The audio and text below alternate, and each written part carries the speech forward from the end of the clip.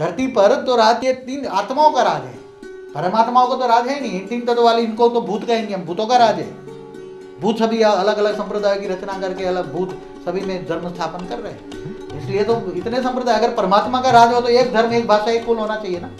परमात्मा का राज हो, अगर परमात्मा की सत्ता है, परमात्मा का, शिव की अगर सत्ता है, तो एक धर्म, एक भाषा, सब शिव को मानने होने चाहिए। किसको माने? एक भगवान को माने। एक भगवान, God is one, truth is one. मगर जब अनेक संताएं, अनेक धर्म, अनेक संप्रदाय आ जाता है, तब ये सब फिर शिव भी सोता है, वो भी कुछ नहीं कर सकता, शिव भी बदल नहीं सकता। इसलिए क्या करता है शिव?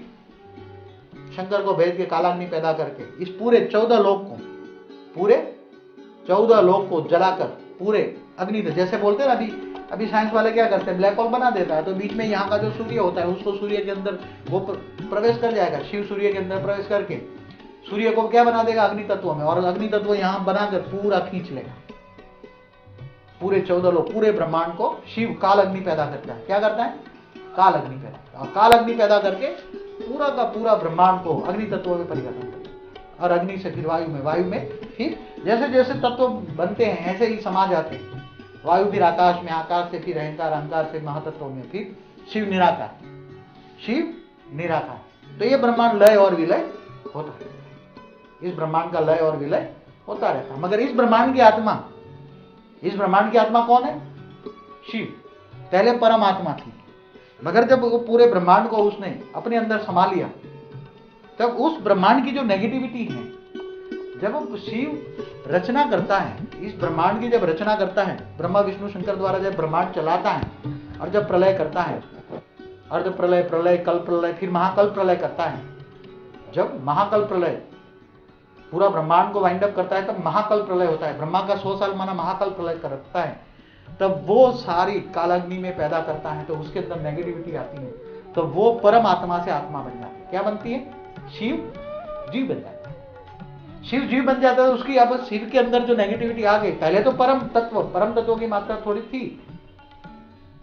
जब शिव रचना करता है तो उसके अंदर 4-5% परम तत्व की मात्रा थी।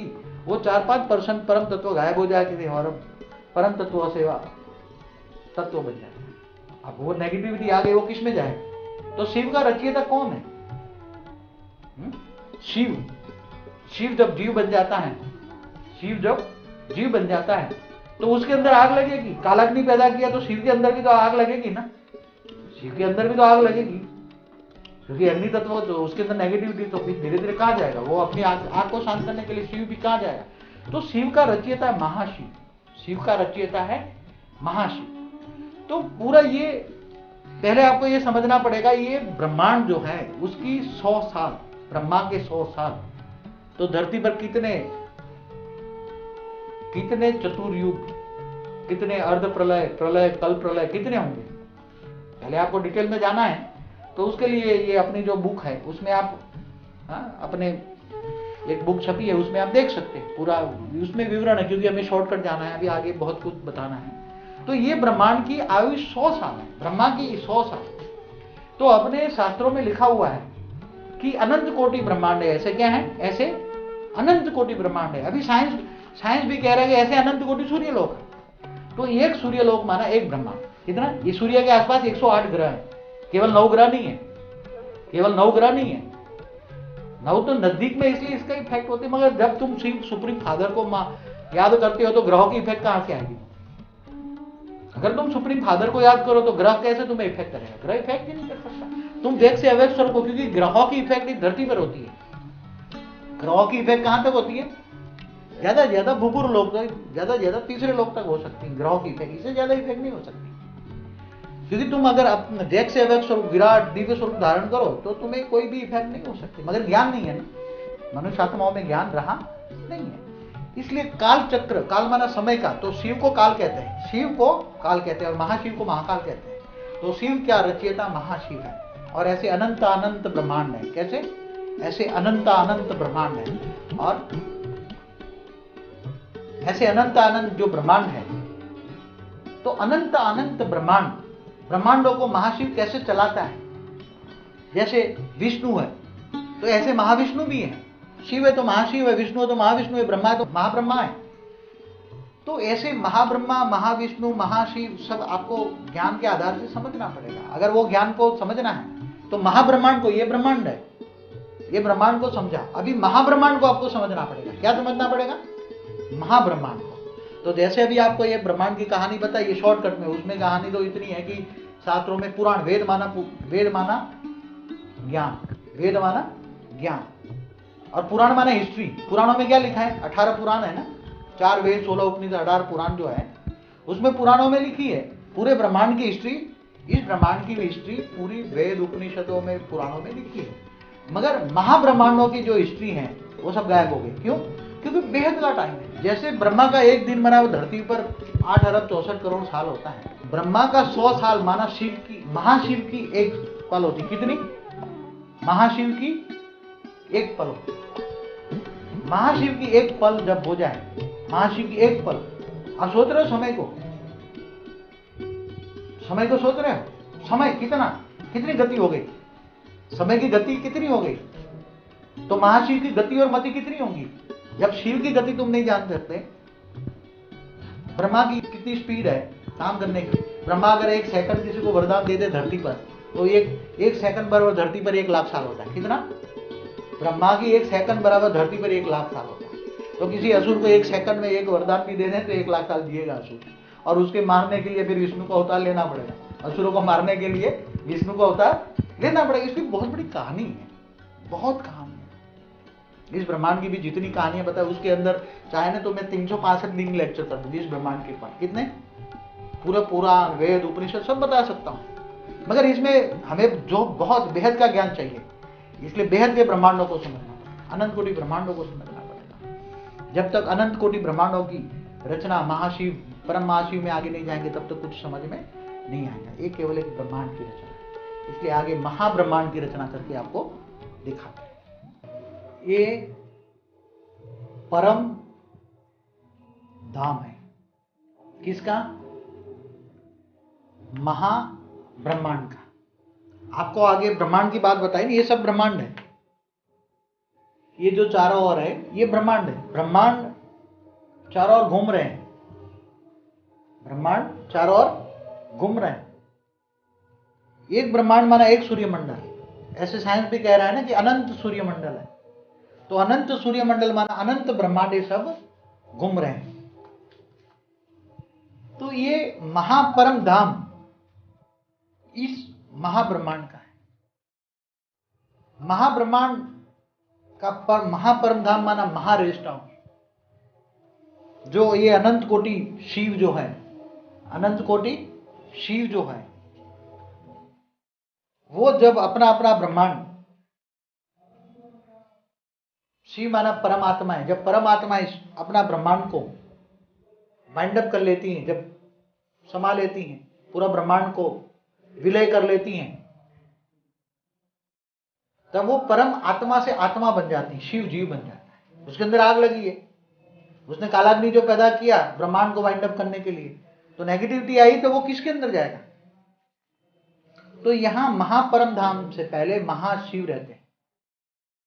महाशिव माना शिव का भी रचयिता महाशिव, इसलिए महाशिवरात्रि मनाते हैं। महाशिवरात्रि माना महाशिव, महाब्रह्मांड का रचयिता, महाब्रह्मांड का रचयिता महाशिव चाहता है तब वो पूरे महाब्रह्मांड को अपने अंदर समा लेता है, अपने अंदर समा लेता है। कैसे? जैसे अभी ये ब्लैक होल कह रहे हैं ना कि ब्लैक होल बनता है तो सब समा लेते हैं, तो ये महापरम धाम जो है, महापरम धाम, महाशिव महापरम धाम के अंदर बैठकर चारों ओर से अपनी ग्रेविटी पावर से खींचकर सब अंदर समा लेते हैं। इसलिए क्या बोला कि जब महाशिव और महाशक्ति, महाशिव और महाशक्ति जब चारों ओर जो ब्रह्मांड घूम रहे हैं, चारों ओर जो ब्रह्मांड घूम रहे हैं, उस ब्रह्मांड के रचयिता, उस ब्रह्मांड के रचयिता माना शिव, शिव जब जीव बन जाते हैं तब महाशिव सभी ब्रह्मांडों को व्यक्त से अव्यक्त बनाकर अपने सूक्ष्म शरीर में समा लेता है, सूक्ष्म शरीर में समा लेता है। अब इस ब्रह्मांड की 100 साल की आयु, पूरी ब्रह्मांड की, एक ब्रह्मांड की आयु माना ब्रह्मा का 100 साल।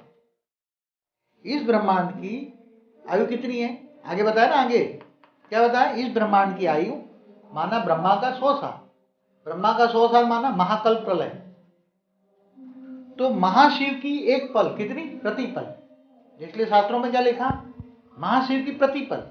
जैसे ब्रह्मा का एक दिन माना धरती पर कितने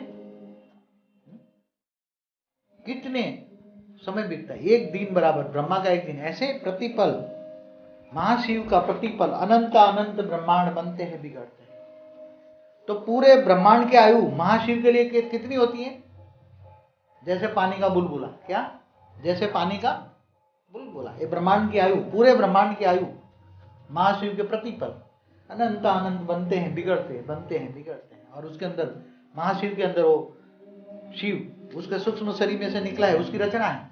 महाशिव की रचयिता, महाशिव रचयिता शिव का, तो शिव की आत्मा उसके अंदर समा जाती है। फिर बाद में यहाँ महापरम धाम में रेस्ट में रहती हैं। और जब फिर उसको जब जाने का महाशिव आदेश देता है, संकल्प कहता है तू जाके अपना ब्रह्मांड रचो, तो पावर भरकर महापरम धाम में परम तत्व की मात्रा थोड़ी होती है, 5% परम तत्व होते हैं। जैसे वो परम धाम में, ब्रह्मांड के परम धाम में, ब्रह्मांड के परम धाम में 4% परम तत्व होते हैं, इसके अंदर 5% परम तत्व होते हैं। तो 5 तत्व जो परम तत्व हैं, तो 5 तत्व परम तत्व लेकर ये ब्रह्मांड को रचने के लिए यहाँ आती हैं आत्माएं, परम आत्माएं आती हैं, फिर ब्रह्मांड बनाता है। फिर जब जब शिव जब ब्रह्मा विष्णु शंकर को बनाती हैं, इनके ब्रह्मांडों के अंदर, इनके ब्रह्मांडों के अंदर जब जब ब्रह्मा विष्णु, ब्रह्मा को जरूरत पड़ती है, वहां ब्रह्मा भी रहते हैं, महाविष्णु भी रहते हैं। यहाँ महाब्रह्मा, ये महाब्रह्मा है, यहाँ अनंत कोटि महाब्रह्मा, अनंत कोटि महाविष्णु रहते हैं। हर कोई ब्रह्मांडों को जब विष्णु को जरूरत होती है तो यहाँ से महाविष्णु ब्रह्मांडों में जाता है। इसलिए शास्त्रों में विष्णु और महाविष्णु का कोई फर्क बताया नहीं है, कोई समझ नहीं पाया। तो महाविष्णु महाब्रह्मांड में होते हैं और महाब्रह्मांड से महाविष्णु, जब इस ब्रह्मांडों को विष्णु को जरूरत होती है, इसलिए क्या बताया? विष्णु के विराट रूप दिखाया। जो विष्णु का विराट रूप है वो महाविष्णु है। यहां से जाते हैं जब जब कोई बड़े अवतार की जरूरत होती है, जब धर्मग्लानि इतनी ब्रह्मांडों में हो जाती है, तब वहां का विष्णु जब कंट्रोल नहीं कर पाता, जब शिव भी थोड़ा उसको चाहता है कि महाविष्णु आए और इस ब्रह्मांड को हेल्प करने में, इस ब्रह्मांड को चलाने में मदद करे, तब यहाँ से महाविष्णु भी जाता है। ब्रह्मा को जरूरत पड़े तो महाब्रह्मा भी जाता है। इसके आसपास अनंत कोटि सत्वप्रधान आत्माएं होती हैं। जब सत्वप्रधान आत्माएं भी कभी कभी ब्रह्मांड के यहाँ इस ब्रह्मांडों के अंदर जाती हैं, क्योंकि इनकी भी रचना यहाँ कहीं ना कहीं होती है, सबकी रचनाएं होती हैं, तो कहीं ना कहीं आत्माएं, ये सब सत्वप्रधान आत्मा है, इसलिए बहुत कुछ आत्माएं यहाँ रहती हैं। और चारों ओर ब्रह्मांड, चारों ओर ब्रह्मांड घूमते रहते हैं, अनंत अनंत ब्रह्मांड घूमते रहते हैं, बनते हैं, बिगड़ते हैं। और महाशिव जब फिर महाशिव के अंदर, महाशिव जो शिव के रचयिता है, उसके अंदर जब महाशिव के अंदर, महापरम धाम के अंदर धीरे धीरे धीरे नेगेटिविटी बढ़ती जाती है, परम तत्वों की मात्रा कम हो जाती है, और तब ये ब्रह्मांड चलाने की शक्ति महाशिव में नहीं रहती। कोई भी रचयिता होता है, रचना में, रचना में अंदर जब पावर नहीं जाती तो ऑटोमेटिक रचना नेगेटिव बन जाती है। कोई भी रचना कब तक चलती है? जब तक रचयिता में पावर होता है। तो रचयिता में पावर कब होता है? क्योंकि उसकी एक लिमिट है, उसकी एक पावर लिमिट होती है।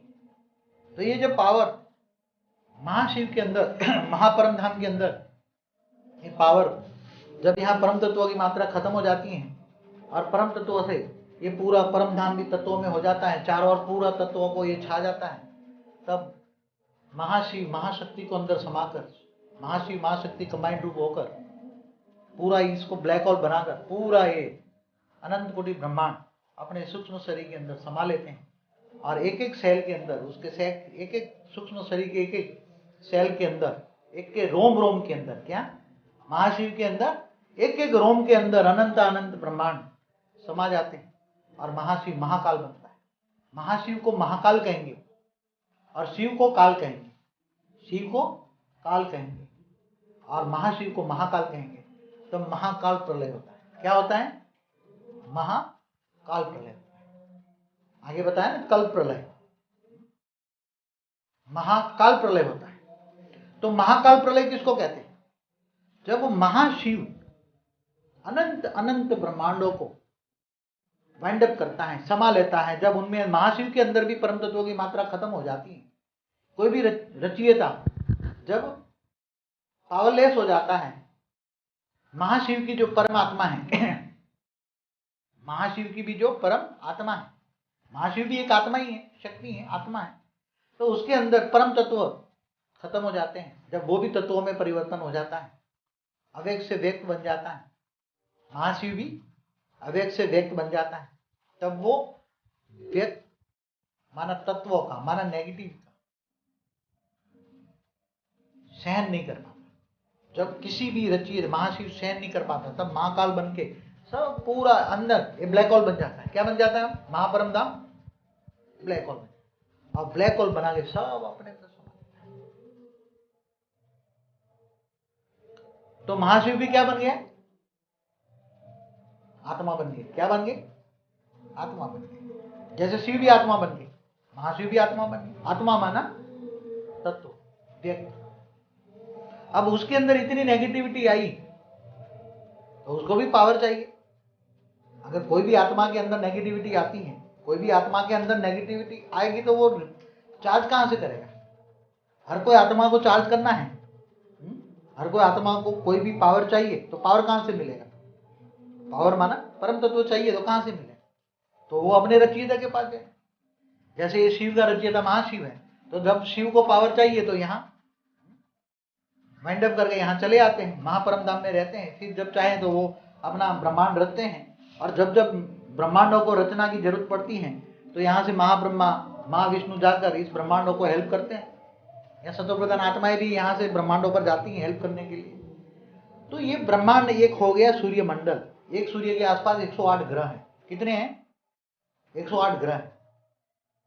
और जो सितारे हैं वो तो जैसे 33 कोटि देवता है, हर देवताओं का अलग अलग सितारा है। जैसे शुक्राचार्य, तो शुक्राचार्य शुक्र पे रहते हैं, ध्रुव है तो ध्रुव पे रहता है। तो हर कोई आत्मा का इस ब्रह्मांड के अंदर जो सितारे आपको दिखते हैं, जो सूर्य से दिखते हैं, सूर्य की रोशनी करती है तब तक सितारे दिखते हैं। तो जो सितारे दिखते हैं इस ब्रह्मांड के अंदर, तो इस ब्रह्मांड की आत्माओं का सितारा है। कितनी? देवताओं, जितने देवता थे सबके सितारे अलग थे। वो तो सबके सितारे फिर इंद्रलोक के अंदर, वहां जो नाच गान हो रहा था सब वहां जाते थे। ये नाच गान वाले का ग्रह अलग था, इंद्रलोक में इंद्रलोक अलग था, एक ग्रह था, मतलब उसको सितारा कहेंगे, ग्रह भी नहीं कहेंगे। तो ऐसे 108 ग्रह भी, साइंस वालों ने 35 ग्रह तो निकाल दिए हैं, ढूंढ निकाले कि केवल 9 ग्रह नहीं है। प्लूटो, यूरेनस, नेपच्यून भी बाद में निकाले उन्होंने, जो दूसरे जो साइंस वालों ने, वैसे तो रोमन कैथोलिक वालों ने निकाले थे प्लूटो, यूरेनस, नेपच्यून। वो हमारे अंदर नहीं थे, हमारे शास्त्रों में नहीं थे। हमारे शास्त्रों में तो 9 ग्रह। तो 9 ग्रह की इफेक्ट होती है धरती के आसपास, नजदीक है, इसलिए इसकी इफेक्ट होती है। दूर दूर ग्रह है, तो ग्रह पर कौन चलाता है? जैसे सूर्य, आप कहते हैं सूर्य नारायण, इस ब्रह्मांड का सूर्य नारायण है, तो सूर्य नारायण कहाँ रहता है? सूर्य नारायण सूर्य के अंदर रहता है। सूर्य नारायण कहाँ रहता है? सूर्य के अंदर रहता है, क्योंकि उसका अग्नि तत्व है। तो सूर्य नारायण को अग्नि तत्व जला पाएगा, क्योंकि वो अग्नि तत्व का है। सूर्य के अंदर, सूर्य के रथ पहिए सब पता है, सूर्य घूमता रहता है। पहले ओल अपने शास्त्रों में देखो सूर्य घूमता रहता था, मगर अभी सूर्य के आसपास घूमते, उल्टा चक्र हो गया ना। हमेशा हर चीज बदलती रहती, हर चीज बदलती रहती है। अपने शास्त्रों में जो बहुत पुरानी बातें लिखी, अभी आज बदल गया, सब कुछ चीज बदल गई।